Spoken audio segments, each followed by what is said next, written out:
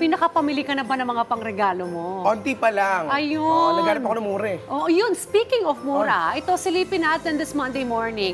Ang perfect place para sa mga mahilig bumili ng mga abot-kayang regalo this coming Christmas. Let's all watch this.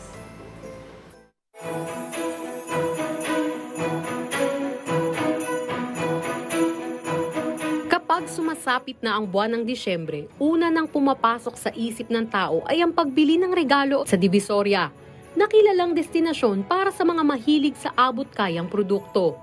Mula sa damit, sapatos o tsinelas, stuffed toys, mga laruan at iba pa, lahat yan meron sa Divisoria.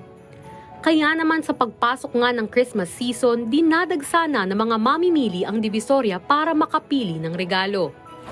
Ang pagdami ng mamimili tuwing papalapit na ang Pasko ay nagbibigay ng oportunidad sa kanila na mapalago ang kanilang kabuhayan. Magto 2 years na po ako dito. Bilang santindera po talaga, kailangan i-assist mo yung customer at para maalok at para makabinta sa kuta namin. Pagdating talaga sa mga Burmans, nandiyan talaga yung mga positibo na maraming tao na kailangan mo talagang i-assist para magkabinta talaga ng todog-todo.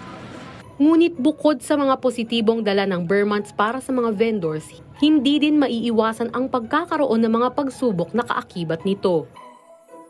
Ngayon, mas matumal, mas mabili nung last year na hindi pa pandemic. May pumupunta dito pero bihira na lang mamimili. Hindi siya katulad dati na hindi pandemic. Pag pasok ng Burmans, marami nang pumupunta kaysa ngayon.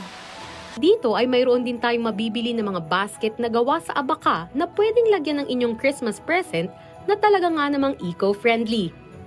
Sa paglipas ng panahon, hindi mawawala sa isip ng publiko ang magpunta sa mga abot-kayang pamilihan. Kung kaya't ang Divisoria ay isang pagkakataon para sila ay makatipid sa pagbili ng regalo at kagamitan na kanilang kailangan.